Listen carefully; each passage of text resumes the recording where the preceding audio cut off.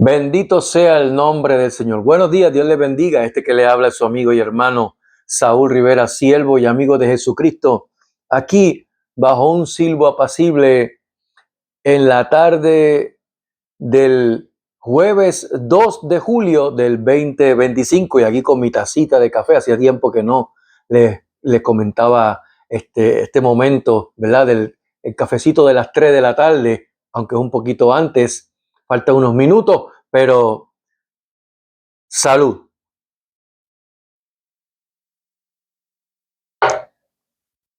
Aleluya. En el pasado mensaje acerca de viviendo en el Espíritu, ¿qué es? Y es bajo ese tema que hablamos en los videos pasados. Tuve que distribuirlo en 3 videos por el contenido que tenía escrito. Y basamos el tema bajo el texto de Romanos, capítulo 8, verso 1, cuando dice: ahora pues, ninguna condenación hay para los que están en Cristo Jesús, los que no andan conforme a la carne, sino conforme al Espíritu. Y pues para eso tuvimos que explicar acerca de qué es el pecado. O sea, ¿qué es pecar? ¿Qué es pecado? Porque tendemos a tener una idea, o mucha iglesia, mucha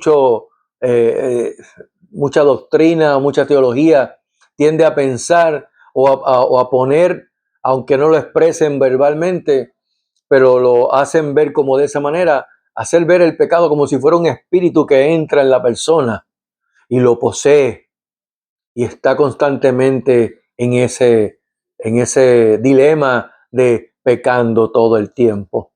No, el pecado no es un espíritu. Y entonces, pues para eso explicamos acerca de qué es pecado y sobre cuál es la condición del ser humano y qué debe ocurrir en el ser humano antes de poder vivir en el espíritu. Y hoy, pues, nos adentramos un poco más viendo en lo que se nos sea posible, porque voy a intentarlo hacerlo en un solo video, si no tendré que hacerlo en 2 videos. Nos adentraremos un poquito más a una parte que puede resultar incómoda para muchos que confiesan ser cristianos. Amigo y amiga, aunque es un tema para la iglesia de Cristo, pues te ruego que no te prives de escuchar este mensaje. Dicho esto, toma tu Biblia y acompáñame a la primera carta del apóstol Saúl, Pablo, a la iglesia en Tesalónica, los tesalonicenses, en el capítulo 5, verso 19, un verso extremadamente cortito. Primera carta de los tesalonicenses, capítulo 5, verso 19, y leemos: a la gloria del Padre, del Hijo y con la comunión de su Santo Espíritu. No apaguéis al Espíritu.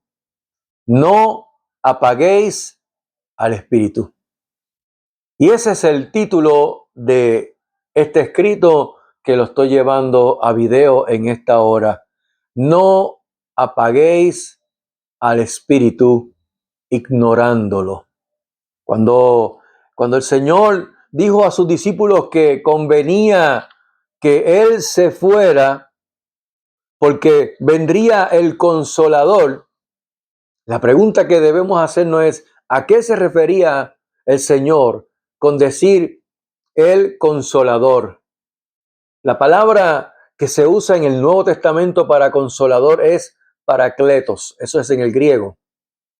Es uno que es llamado a consolar, pero también como ayudador, como intercesor, como abogado. Y esto va más allá de creer o pensar del Espíritu Santo como una emoción o una energía. Y esto es así porque, pues, si fuera una energía o una emoción, no pudiera haber una relación real con Él. No podríamos escucharlo, no podríamos defraudarlo, tampoco pudiéramos ignorarlo, porque simplemente sería una energía, una emoción. En cambio, al ser el Espíritu Santo una persona real, el Espíritu Santo con voluntad propia, pues Él es Dios. No es como que siento unos escalofríos que me para los pelos de punta, sino que tienes tus oídos atentos, atentos, pendientes de si el Espíritu Santo está intentando hablarte en algún momento del día y no solo el domingo cuando vamos al culto, como se le llama, el culto mayor. Por lo que al ser el Espíritu Santo la tercera persona de la Trinidad de Dios, una persona con voluntad propia, que sus objetivos son definidos, específicos y concretos, pero también, según la Escritura, puede ser ignorado, puede frustrarse, puede apagarse. Y precisamente es lo que el apóstol Shaul, tú lo conoces por Pablo, nos está advirtiendo en este texto de Primera de Tesalonicenses capítulo 5, verso 19. Aunque acá en Occidente, pues procuramos darle una interpretación que se ajuste más o menos a nuestro pensamiento doctrinal. Y cuando Shaul, Pablo, el apóstol, menciona o le dice a la iglesia en Tesalónica, no apaguéis al espíritu, es porque, ¿sabes qué? Lo estaban haciendo. Estaban apagando al espíritu. Lo preocupante era que no le escribía a un inconverso, no era a alguien que procuraba todo el tiempo rechazar la fe en Cristo, sino a una de las iglesias que el apóstol reconoció por su compromiso y trabajo en amor y constancia en el Señor. Una iglesia que se reunía con una fe en acción y activa. Y el apóstol le dice a esta iglesia, al espíritu no lo estén extinguiendo, apagando. No apaguéis al espíritu. Veamos algunas de las maneras, pero de cómo se apaga el espíritu. Pero antes, pidámosles a Dios, al Padre, que permita que su espíritu nos guíe a su verdad. Padre, venimos a ti en el nombre que es sobre todo nombre, en el nombre poderoso de tu unigénito Hijo Jesucristo, pidiéndote que por medio de tu Espíritu seamos guiados en tu verdad. Tu palabra es la verdad. Esto lo pedimos en el nombre que es sobre todo nombre, tu unigénito Hijo, Jesucristo. Amén. ¿Cómo apagamos al Espíritu? Mira, número uno, no quiero darle número, pero primeramente vamos a comenzar que apagamos el espíritu cuando lo contristamos. Acompáñame a Efesios capítulo 4, verso 30, que dice, y no contristéis al Espíritu Santo de Dios, con el cual fuisteis sellados para el día de la redención. Contristar es entristecer. Y tú no entristeces a una energía, a una emoción. Tú entristeces a una persona. Contristar es entristecer. El Espíritu Santo se entristece. Se entristece cuando en nuestros corazones hay resentimientos de amargura, cuando hay enojo, un enojo que nos conduce a la ira y por medio de la ira llegamos a pecamos dándole lugar al diablo, ¿verdad? Que el Señor lo reprenda. Como dice en los versos anteriores de Efesios 4, cuando dice, airaos, pero no pequéis, no se ponga el sol sobre vuestro enojo, ni deis lugar al diablo. Porque eso, mi amado hermano y hermana, eso nos pone vulnerable ante las maquinaciones de Satanás el diablo, que el Señor lo reprenda una y mil veces. ¿Cómo apagamos el espíritu? Por medio de la mentira. La mentira.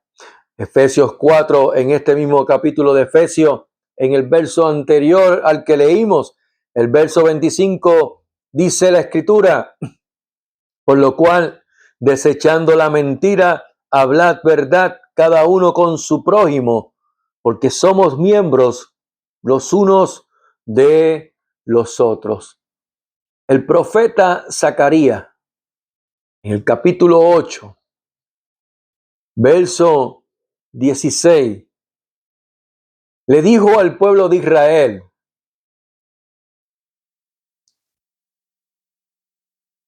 estas son las cosas que habéis de hacer. Estas son las cosas que habéis de hacer. Hablad verdad cada cual con su prójimo.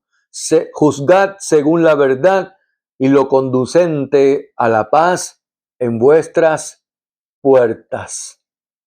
¿Qué es lo que los mandamientos de Dios nos manda?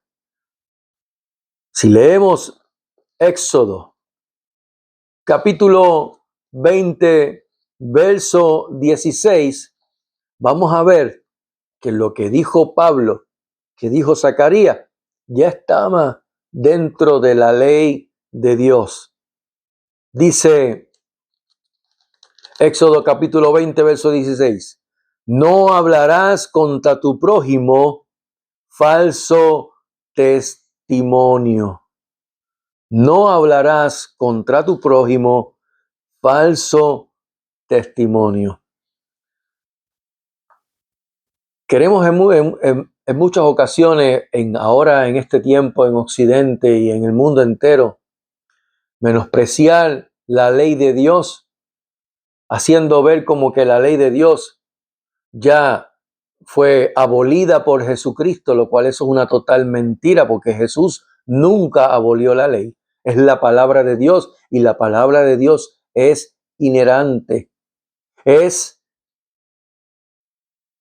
infalible, es eterna, es vida.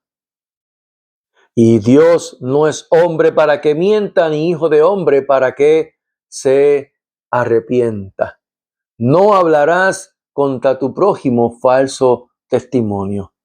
Ese es el 9º mandamiento de la ley de Dios y que el apóstol Saúl hace mención en la carta a los Efesios, haciendo ver que porque estemos en la gracia no quiere decir que vas a ir en contra de la ley de Dios. Al contrario, porque eres salvo, procuras obedecer la ley de Dios. Y aquí tenemos que incluir a las famosas medias verdades, el engaño, las omisiones intencionales, cuando tergiversamos las palabras.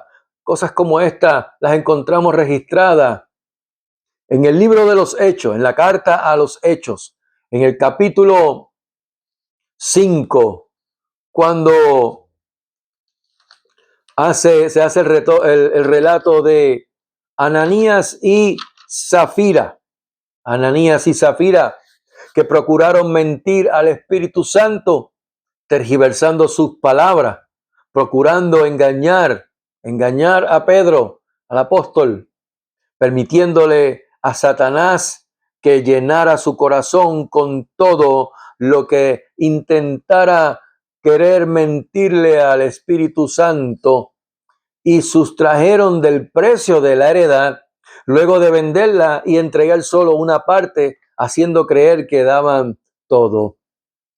¿Y por qué tú dirías, pero qué tiene que ver eso? Bueno, el asunto es que, mira, si lo leemos dentro de la Escritura, cuando este hombre Ananías llegó donde Pedro y había vendido una herencia, una heredad, sustrajo del precio, sabiéndolo también su mujer, y trayendo solo una parte, la puso a los pies de los apóstoles. ¿Por qué? Porque quería imitar lo que había visto acerca de Bernabé, que trajo de lo que vendió de su herencia, de su heredad, todo, lo dio todo a los pies, y ellos quisieron hacer ver como que entregaban todo el precio de la heredad a los pies del apóstol.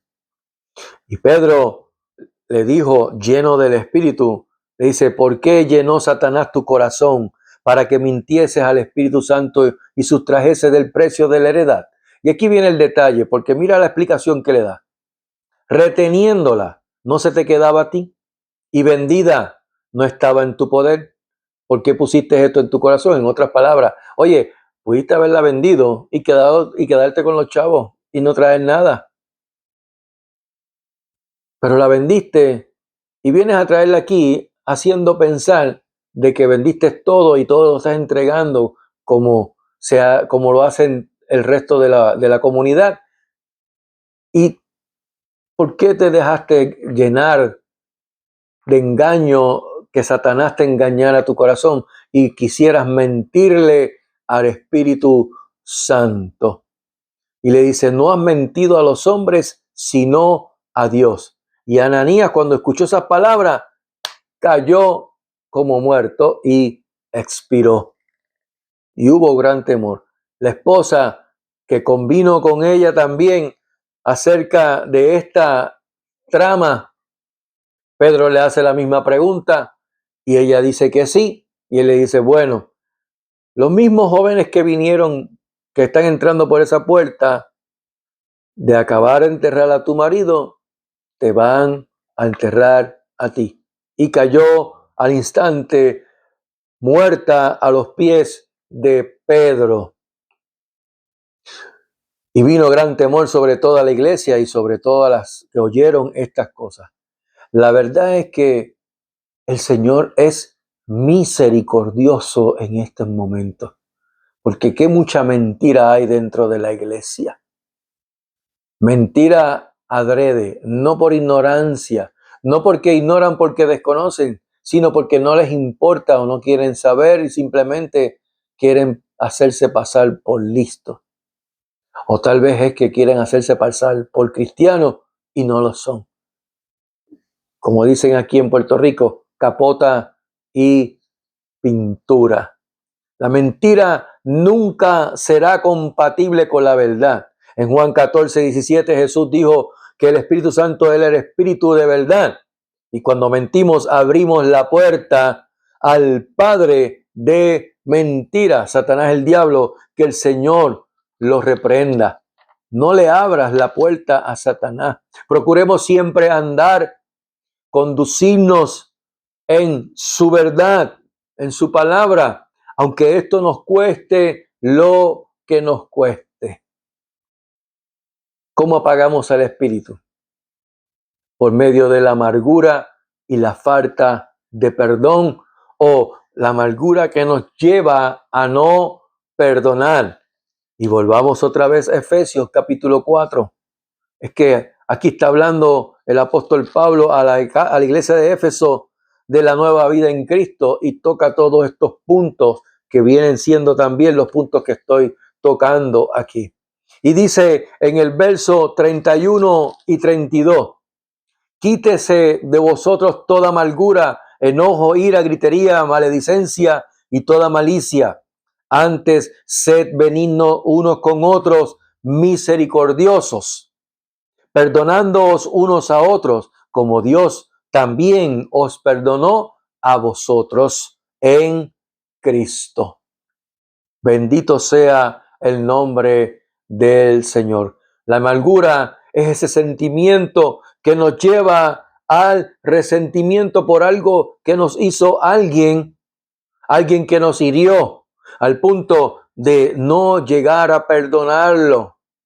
Y eso, mi amada iglesia, es un veneno al corazón, veneno que mata relaciones, veneno que apaga al Espíritu Santo que mora en el creyente.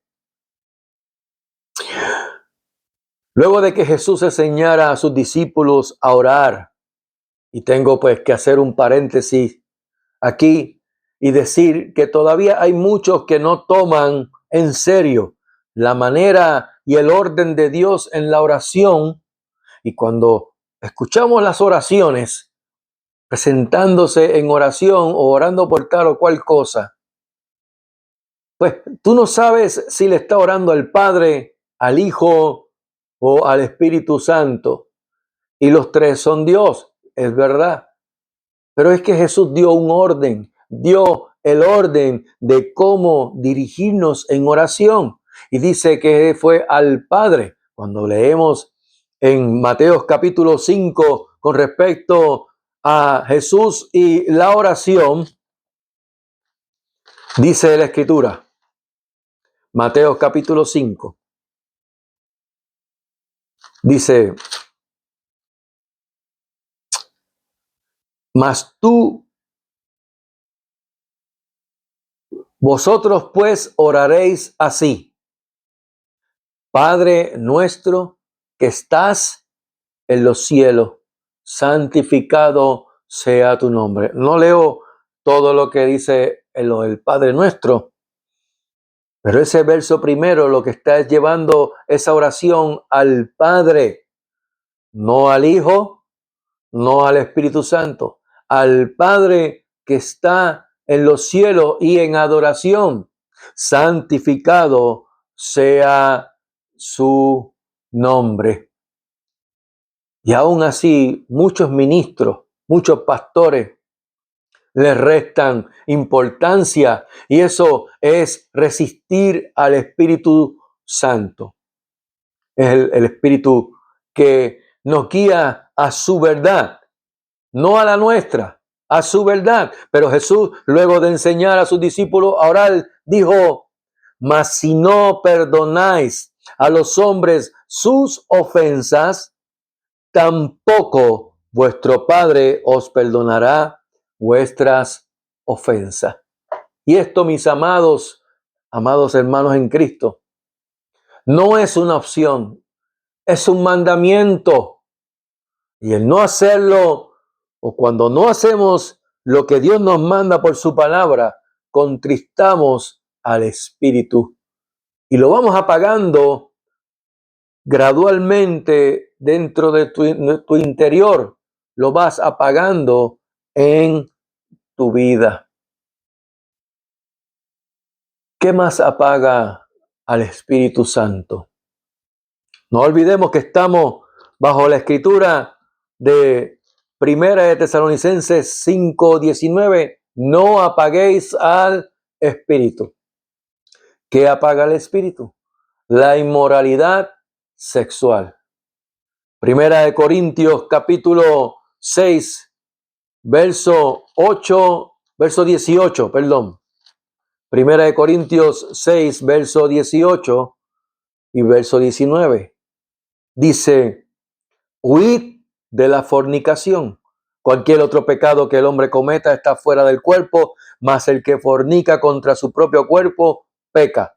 ¿O ignoráis que vuestro cuerpo es templo del Espíritu Santo, el cual está en vosotros, el cual tenéis de Dios, y que no es vuestro? El apóstol Saúl, Pablo, es contundente con esta advertencia y él no va con esos paños tibios que muchos ministros y pastores quieren hacerle ver a sus congregaciones. Más allá de eso, el apóstol Pablo es contundente con estas palabras. Pero quiero que veamos lo que Jesús dijo en Mateo 5:28. Porque aquí Pablo dice, huye de la fornicación. El que peca contra su propio cuerpo, el que fornica, peca contra su propio cuerpo. Y tu cuerpo como iglesia es templo del Espíritu Santo. Fornicar es el acto sexual fuera del matrimonio que está impuesto por Dios. Le guste a quien le guste o no le guste a quien no le guste. Punto. Pero la Biblia dice, dejará el hombre a su padre, a su madre y se unirá a su mujer y ambos serán una sola carne. De modo que Dios no manda que tengas 2, ni 3, ni 4, ni 5 mujeres. Ni tampoco una por un lado y otra por el otro lado. Negativo. Eso es adulterio y cuando te acuestas en el lecho, cometes fornicación. Pero mira lo que dijo Jesús en Mateo 5:28. Pero yo os digo que cualquiera que mira a una mujer para codiciarla, ya adulteró con ella en su corazón. Esto es para que piensa que la ley fue abolida por Jesús y que ya esos 613 mandamientos, que obviamente nadie puede cumplirlo, pero basando en los 10 mandamientos, que es la ley moral, la cual pueden cumplirla, la quieren abolir.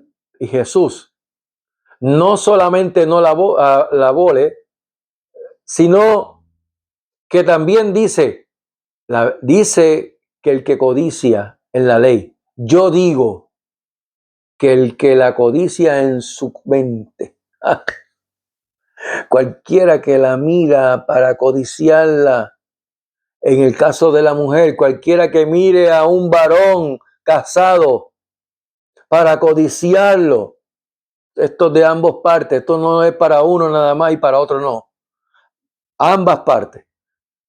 Fuera del matrimonio, ya adulteró en su corazón. Por lo que esto va más allá del acto mismo físicamente, sino de pensamientos con lujuria, conversaciones sexuales inapropiadas, de relaciones fuera del orden de Dios, de la pornografía.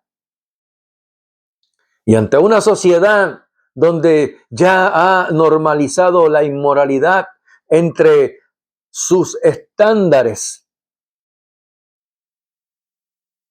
Sin embargo, aunque a muchos no les guste, los estándares de Dios no cambian. Mira lo que nos dice Hebreos capítulo 13, verso 4, y esto es a los matrimonios. Estamos hablando a la iglesia, los matrimonios en la iglesia. Hebreos capítulo 13, verso 4 leemos. Honroso sea el matrimonio, en todos el matrimonio, y el lecho sin mancilla, pero a los fornicarios y a los adúlteros los juzgará Dios. Pregunto entonces, ¿podrá acaso el Espíritu Santo cohabitar con la inmundicia?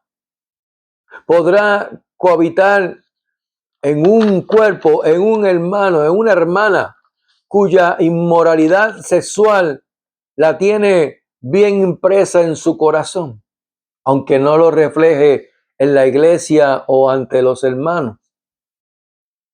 ¿Podrá el Espíritu Santo cohabitar con la inmundicia? Suena fuerte, ¿verdad? Pero no puede. Hay esperanza. Hay esperanza. Tal vez estar en esa posición te pueda llevar a la ansiedad y a la depresión. Ansiedad porque pensamos que Dios pues entonces ya no nos va a escuchar. Y a la depresión, ¿por qué? Porque cavilamos en nuestra mente lo que hicimos en el pasado que no debimos o lo que no hicimos que debimos hacer. Pero mira lo que dice en Primera de Corintios, capítulo 10, verso 13. El apóstol Shaul le escribe a la iglesia, a los corintios, y hoy se lo está diciendo a la iglesia, y le dice que no os ha sobrevenido ninguna tentación que no sea humana, pero fiel es Dios. Fiel es Dios, que no os dejará ser tentados más de lo que podéis resistir, sino que dará también juntamente con la tentación la salida para que podáis soportar. Por tanto, amados míos, huid de la idolatría, que también es comparado a la fornicación espiritual. ¿Hay esperanza? Sí, hay esperanza. ¿Significa que no tengo que hacer nada? Bueno, nunca olvide que el Señor conoce nuestros corazones. Y con esto voy terminando para poder entonces continuar con la segunda parte de la escritura acerca de no apaguéis al Espíritu. No olvidemos que el Señor conoce nuestro corazón. Y el apóstol Shaul, Pablo, en los versos anteriores, me parece que no va con esa idea de no hacer nada. En los versos del 7 al 10, le dice a los corintios, no seas idólatras, no forniques, no tientes al Señor, no murmures. Y luego del verso 13, dice, como esperanza, les dice, huye de la idolatría. Y la idolatría, espiritualmente hablando, es fornicación espiritual. Volvemos próximamente en el segundo video hablando acerca de cómo no apagar al espíritu, cómo se apaga el espíritu con esta segunda parte. Mientras lo dejamos aquí, que el Señor les bendiga ricamente. Amén.